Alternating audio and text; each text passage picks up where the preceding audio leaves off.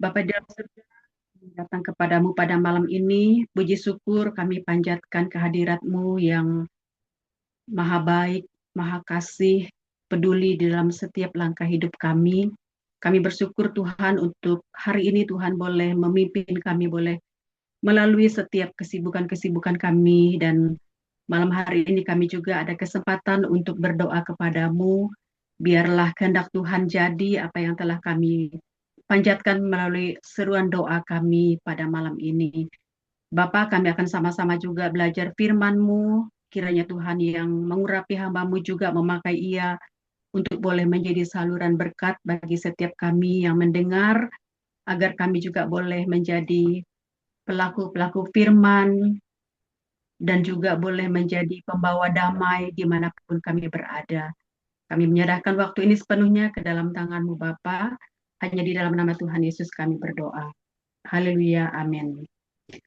Shalom, selamat malam Bapak Ibu jemaat yang kita bersyukur malam ini ada kesempatan bagi kita untuk merenungkan bagian firman Tuhan, dan kita merenungkan satu bagian firman Tuhan kan dari Matius pasal yang kelima ayat yang ke-9. Tentu ayat ini sudah tidak asing lagi bagi kita sekalian, dan tema yang kita akan renungkan tentang pembawa damai. Nah, Bapak Ibu Saudara, mungkin hampir setiap hari kita melihat ya dunia ini dipenuhi dengan berbagai macam konflik.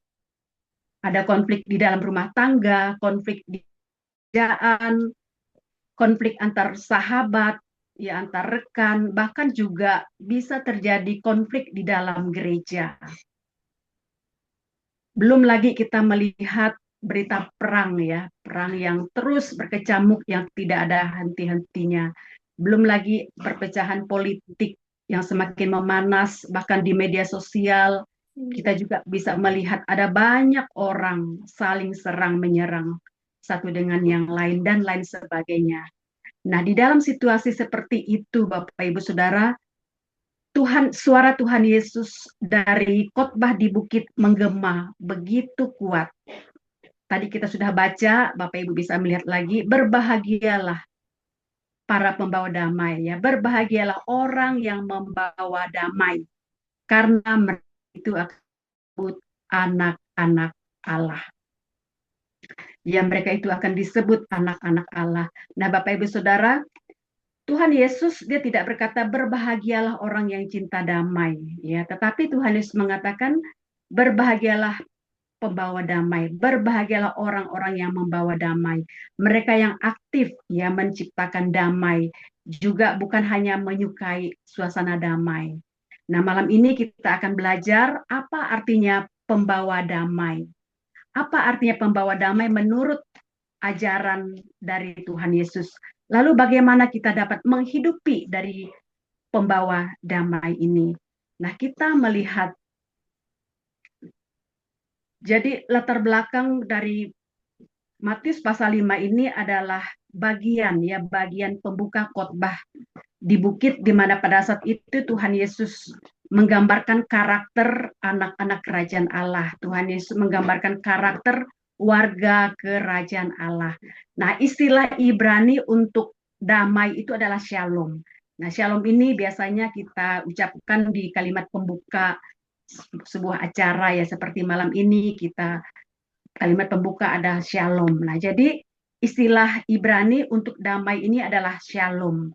Shalom ini berarti bukan hanya sekedar tidak ada konflik ya Bapak Ibu ya. Jadi bukan sekedar tidak adanya konflik, tetapi keutuhan ya, keutuhan, tidak terpecah-pecah, keselarasan, kesejahteraan, harmonis, dan hubungan yang dipulihkan. Nah, ketika Tuhan Yesus menyampaikan ucapan bahagia ini, Bapak Ibu Saudara, pada waktu itu bangsa Yahudi tinggal di bawah penjajahan Romawi. Ya, mereka tinggal di bawah penjajahan Romawi, di mana mereka pada saat itu sangat mendambakan yang namanya kedamaian. Ya, jadi mereka ingin ada suasana damai. Tetapi damai versi mereka adalah pembebasan politik, Bapak Ibu ya.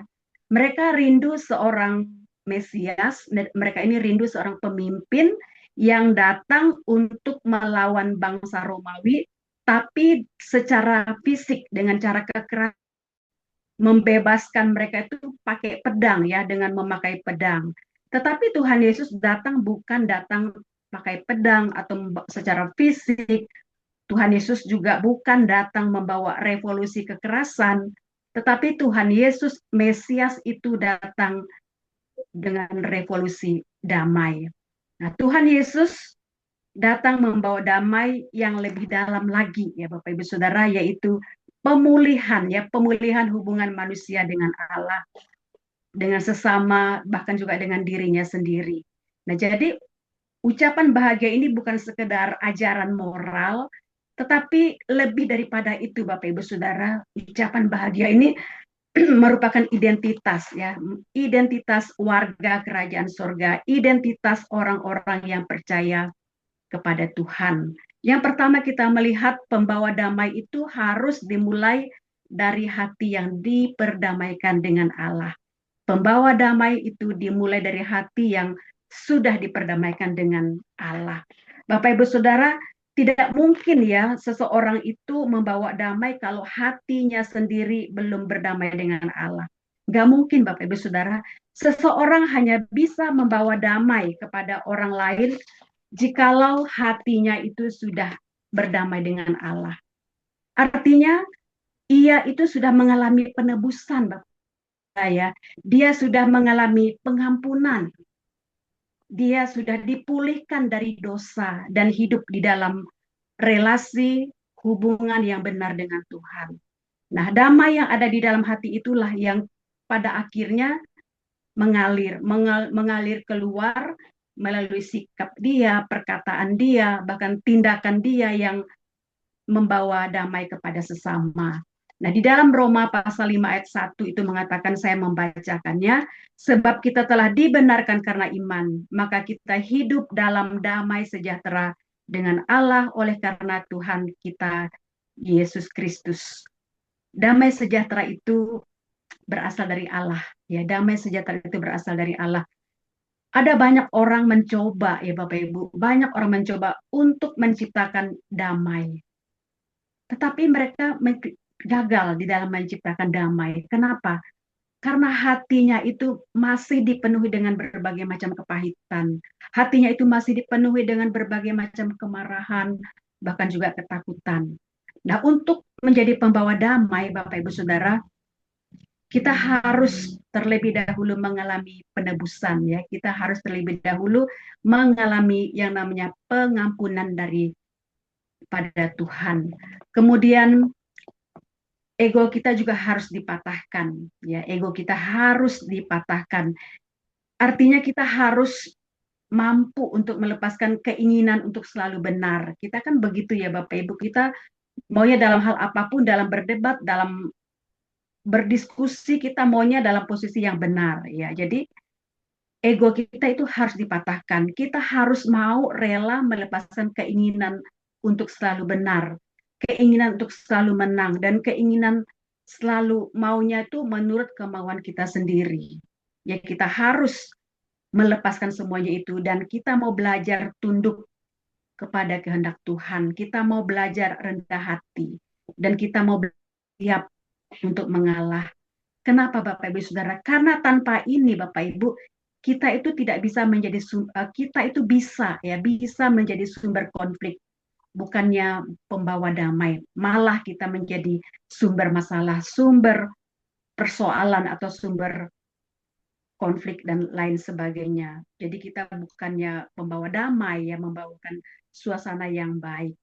Nah, jadi kalau hati kita tidak damai Bapak Ibu Saudara, mulut tidak akan membawa damai juga, betul ya. Kalau suasana hati kita lagi kacau balau, tidak ada damai, Bapak Ibu Saudara, maka mulut kita itu juga tidak akan bisa membawa damai. Kita bisa ngomel, bisa marah, bisa maki-makin orang dan lain sebagainya. Tindakan pun tidak akan menghadirkan damai. Setiap tindakan-tindakan yang kita ambil itu tidak akan menghadirkan suasana damai, tidak membawa suasana tenang ke dalam situasi apapun. Kemudian pembawa damai bekerja aktif untuk membangun rekonsiliasi. Pembawa damai bekerja aktif membangun rekonsiliasi. Nah, Bapak Ibu Saudara, bukan hanya menunggu masalah selesai sendiri itu artinya ya. Jadi kita itu jangan nunggu masalah selesai sendiri. Kan kadang-kadang kita begitu. Nanti ajalah masalahnya juga ntar juga selesai, ntar juga adem, ntar juga lupa sendiri. Nah, Bapak Ibu Saudara, bukan hanya menunggu masalah itu selesai dengan sendirinya, tetapi maksudnya adalah kita itu mau mengambil sebuah langkah terlebih dahulu untuk memperbaiki hubungan yang sudah retak, memperbaiki hubungan kita yang sudah rusak dengan berdialog dengan dan juga kita berani untuk meminta maaf ya. Kita juga berani untuk mengampuni dan bersama-sama kita untuk mencari jalan damai, jalan keluarnya seperti apa dan bagaimana. Jadi tujuannya adalah kan hubungan. Tujuannya itu adalah untuk memulihkan relasi kita, bukan untuk memenangkan pertengkaran. Kamu kan yang salah, saya yang menang. Bukan Bapak Ibu, tetapi tujuannya itu adalah untuk memulihkan relasi kita supaya relasi kita itu bisa berdamai dan bisa pulih kembali. Nah, di dalam Matius pasal 5 ayat 9, di situ mengatakan pembawa damai itu bukan penonton ya. Pembawa damai itu bukan penonton. Bapak Ibu Saudara, Tuhan Yesus sendiri adalah teladan. Di dalam Efesus pasal 2 ayat yang ke-14 berkata, "Dialah damai sejahtera kita. Ia merobohkan tembok pemisah." Nah, lalu kita melihat orang pembawa damai itu ciri-cirinya seperti apa? Atau ciri-ciri pembawa damai itu seperti apa? Ciri-ciri orang yang pembawa damai itu adalah dia berani, Bapak Ibu. Dia berani untuk mengambil inisiatif, ya. Jadi dia tidak menunggu orang lain bergerak lebih dahulu, tetapi dia sendiri mau mengambil inisiatif, enggak mau menunggu orang lain yang bergerak lebih dahulu, tetapi dia sendiri yang mau memulai langkah untuk mau berdamai, mau menghubungi orang, mau berbicara dengan orang yang bersangkutan, dan mau memperbaiki hubungan yang sudah rusak. Lalu tidak menghindari konflik, ya Bapak Ibu. Ciri-ciri pembawa damai itu berarti kita tidak menghindari konflik, tetapi kita mau menanganinya. Mau menanganinya dengan kasih. Lalu kita juga mau membawa suasana damai, bukan memperkeruh keadaan, bukan memperkeruh masalah. Lalu pembawa damai itu juga bukan kompromi terhadap kebenaran, Bapak Ibu ya, tetapi memperjuangkan kebenaran. Memperjuangkan kebenaran dengan sikap yang menghasilkan kehidupan, bukan pertengkaran. Kemudian pembawa damai menyatakan identitas sebagai anak-anak Allah. Si pembawa damai itu menyatakan identitas sebagai anak-anak Allah. Tuhan Yesus berkata bahwa para pembawa damai itu akan disebut anak-anak Allah tadi ya di dalam Matius pasal 5 ayat yang ke-9. Berbahagialah orang yang membawa damai karena mereka akan disebut anak-anak Allah. Mengapa Tuhan Yesus mengatakan hal ini seperti ini Bapak Ibu Saudara? Karena Allah itu adalah Allah yang mengasihi perdamaian. Karena Allah itu adalah Allah yang suka damai, yang suka ribut, yang suka berisik. Allah mengirim Tuhan Yesus datang ke dalam dunia untuk apa Bapak Ibu? Untuk mendamaikan dunia dengan dirinya. Kemudian Roh Kudus juga itu disebut sebagai roh damai sejahtera. Bapak Ibu Saudara, karakter Allah adalah menciptakan keteraturan ya Bapak Ibu. Karakter Allah itu dia menciptakan keteraturan, bukan menciptakan keributan, kekacauan, dan lain sebagainya. Nah, ketika kita membawa damai, membawa suasana damai, maka orang-orang akan melihat citra Allah dalam diri kita, Bapak Ibu. Orang-orang akan melihat rupa Allah di dalam diri kita. Dunia mengenali kita sebagai anak-anak Allah itu bukan karena ucapan kita atau bukan karena gelar rohani yang kita miliki, tetapi karena memang ada karakter Tuhan, karakter Allah identik dengan kita sebagai orang yang membawa damai dimanapun kita berada. Nah, kalau kita bukan pembawa damai, itu berarti Bapak Ibu Saudara kita sedang kehilangan ciri warga kerajaan Allah. Kalau kita bukan pembawa damai, itu artinya kita sedang kehilangan ciri keluarga kerajaan Allah. Pada saat ini posisi kita sedang ada di mana Bapak Ibu? Apakah kita menjadi pembawa damai atau kita jadi perusuh, perusak suasana? Kalau kita menjadi perusak, itu sekali lagi artinya kita sedang kehilangan ciri sebagai warga kerajaan Allah. Dan sebagai aplikasinya Bapak Ibu Saudara, bagaimana kita menerapkan hal-hal yang tadi sudah saya jelaskan? Bagaimana kita bisa menerapkan hal ini? Yang pertama kita bisa menerapkan ketika kita menjadi pembawa damai. Yang pertama itu, mari kita menjadi pembawa damai di dalam keluarga kita. Kita berhenti dalam lingkaran pertengkaran, ya kita mulai berkata lembut, mungkin tadinya kita berkata kasar, berkata-kata sembarangan, tetapi mari kita belajar untuk berhenti dalam lingkaran pertengkaran itu. Dan kita mulai untuk berkata lembut, rendah hati, kita juga mau menghargai satu dengan yang lain. Lalu kita juga mau belajar untuk meminta maaf.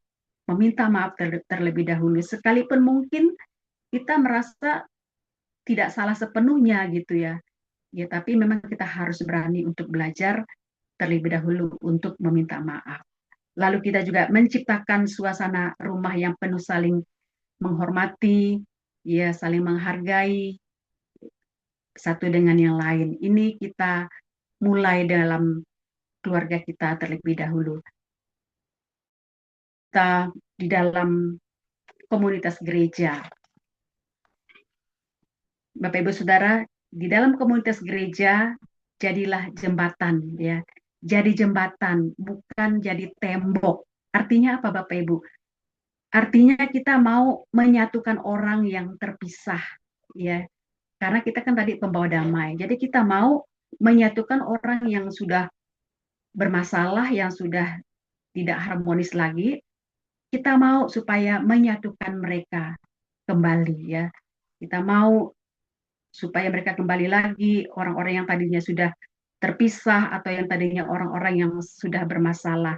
Jadi bukan malah kita membuat relasi mereka, membuat hubungan mereka semakin jauh Bapak Ibu ya. Kita nggak boleh berlaku seperti itu sebagai orang yang membawa damai. Nah, kalau jembatan itu kan istilahnya mempertemukan ya. Kalau sekarang kita melihat dengan adanya bencana alam di mana-mana di berbagai daerah di Indonesia ini ada banyak jembatan putus ya Bapak Ibu tidak bisa nyambung jadi tidak bisa berjalan lagi lewat jembatan yang biasa dilalui. Nah, jadi kalau jembatan itu berarti mempertemukan ya, mempertemukan, menyatukan supaya bisa jalan. Sedangkan tembok, tembok itu berarti memisahkan ya, kita bikin tembok besar, tembok tinggi supaya tidak kelihatan. Jadi itu artinya memisahkan. Nah, pembawa damai itu selalu memilih menjadi penghubung bukan menjadi penghambat ya. Bukan menjadi penghambat dimanapun kita berada. Nah, jadi bila terjadi perbedaan pendapat Bapak Ibu Saudara, mari kita utamakan kasih ya. Bukan berdebat atau bukan ego kita yang muncul, tapi mari kita utamakan kasih ketika ada perdebatan terjadi di dalam lingkungan gereja kita. Lalu di tempat kita bekerja. Nah, Bapak Ibu Saudara, di kantor, di perusahaan atau dimanapun saja, di tempat di mana kita bekerja, ya, hadapi konflik dengan bijaksana, Bapak Ibu ya. Ketika ada konflik, kita sebagai pembawa damai hadapi konflik dengan bijaksana.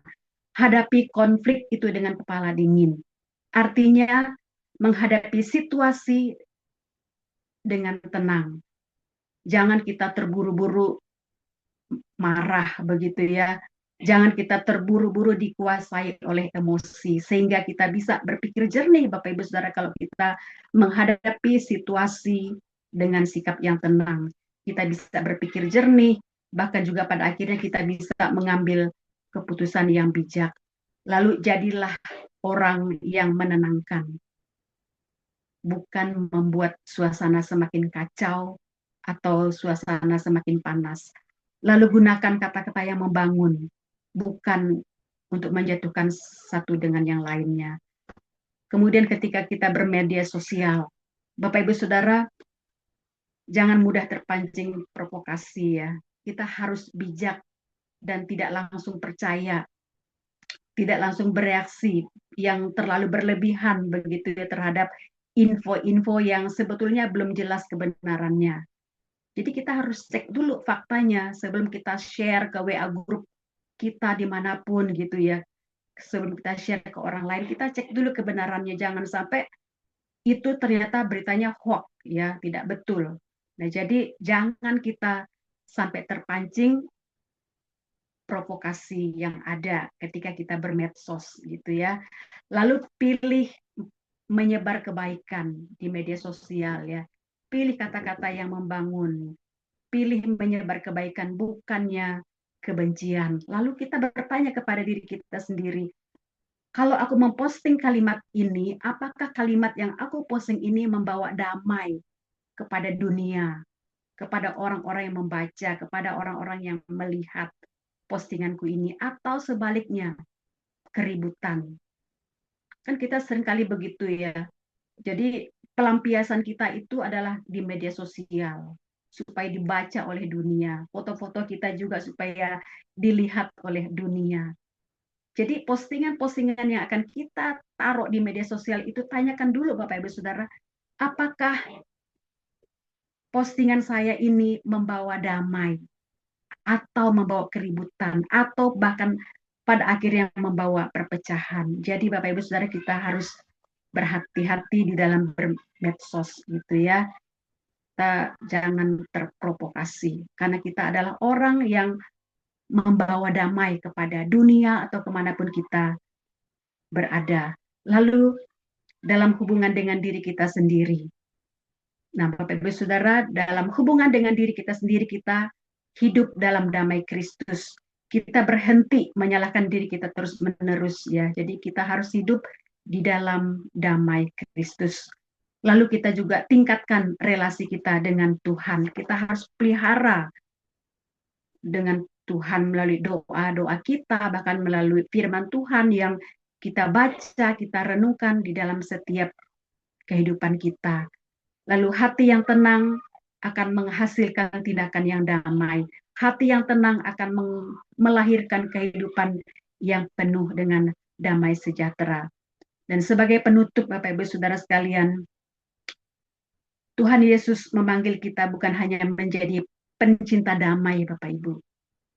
Tetapi Tuhan Yesus memanggil kita adalah menjadi pembawa damai. Dan itu adalah panggilan kita sebagai anak-anak Allah. Mari bersama-sama kita menjadi orang-orang yang membawa suasana damai dimanapun kita berada. Dunia tidak akan berubah hanya karena orang-orang baik, tetapi karena anak-anak Allah yang membawa damai kemanapun mereka pergi. Nah inilah Bapak Ibu Saudara panggilan kita sebagai anak-anak Allah. Mari kita menjadi orang-orang yang sudah berdamai dengan Allah. Kita mau menjadi orang yang sudah berdamai dengan Allah. Kita aktif untuk menciptakan rekonsiliasi, bukan hanya menunggu masalah selesai, mengambil langkah lebih dahulu untuk mau memperbaiki hubungan yang sudah rusak atau hubungan yang sudah retak. Lalu mari kita mau memancarkan identitas kita, karakter sebagai anak-anak Allah. Kita harus pancarkan karakter sebagai warga kerajaan Allah. Dan biarlah Bapak Ibu Saudara, damai Kristus akan memerintah di dalam hati kita dan terpancar di dalam kehidupan kita sehingga dunia bisa melihat bahwa kita ini adalah anak-anak Allah yang suka membawa damai dimanapun kita berada. Kiranya Tuhan yang menolong kita dan memampukan kita untuk boleh menjadi berkat bagi sesama, bahkan bagi dunia dimanapun kita berada. Amin. Mari sama-sama kita berdoa, mohon Pendeta Robert pimpin kita di dalam doa. Mari kita berdoa. Tuhan Allah Bapa di surga, kami sungguh bersyukur malam ini Tuhan satukan kami untuk bersama-sama berdoa dan juga merenungkan kebenaran firman Tuhan. Karena Tuhan sudah memperdamaikan kami dengan Tuhan sendiri melalui penebusan di dalam Yesus Kristus, melalui pendamaian di dalam kasih Tuhan Yesus, sehingga kami juga yang sudah menerima anugerah keselamatan, dan di dalam diri kami pun ada Roh Kudus, sehingga kami dapat menjadi agen-agen yang membawa damai Kristus, damai Allah di tengah dunia yang penuh dengan konflik, di tengah dunia yang semakin individualis, di tengah dunia yang berkecamuk, dan juga di dalam relasi kami dengan sesama kami, baik di rumah, di keluarga kami, di masyarakat, bahkan juga ketika kami melayani di dalam gereja, tidak terlepas dari perbedaan-perbedaan pendapat, pemikiran, cara, dan sebagainya, dan mungkin juga terjadi konflik, sehingga kami harus